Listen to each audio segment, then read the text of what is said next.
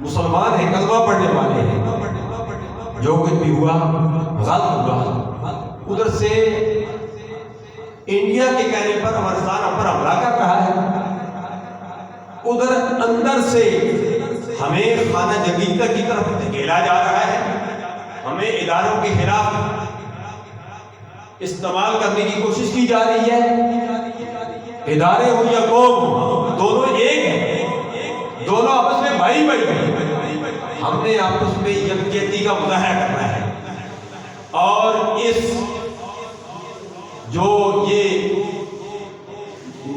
موجودہ معاملہ کا سب کو پتہ ہے، اس میں کچھ ایسے افراد کو میں نے اپنے محلے سے تنویر احمد سے یہ تھے، اس کا نام لیا، نام لے کر میں نے کہا میں نے ان کو رہا کیا جائے۔ حاجی الماس صاحب شیعہ کمیٹی کے صدر ہیں، ان کو رہا کیا جائے۔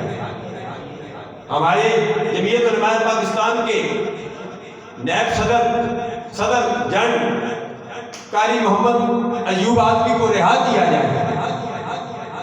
یہ وہ لوگ ہیں جن کا کوئی تعلق واسطہ نہیں، ایک مزدور ہے، دکان چلا رہا ہے، گھر میں بیٹھا ہے، انہیں کیوں پکڑا گیا؟ میری بات پر انہوں نے اتفاق کیا، اس چیز کو انہوں نے نوٹس میں لیا۔ الحمدللہ باتیں رہا ہو چکے ہیں، تنویر احمد ہمارے پاس موجود ہے، کچھ چیزیں اظہار نہیں کیا جاتا۔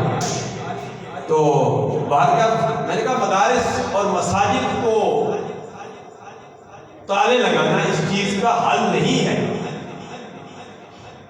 کہ مدارس اور مساجد کو تالے لگا دیے جائیں۔ جامعہ مفتاح العلوم کو، جامعہ فیض القرآن کو، جامعہ قادریہ حقانیہ کو، لنگر خانہ جنگ کو، یہ 4 تو ضلع میں میرے نوٹس پہ ہیں، ان کو لاک کر دیا گیا، سیل کر دیا گیا۔ میں نے کہا ان کو کھولا ہے، بند کرنا اس چیز کا حل نہیں ہے۔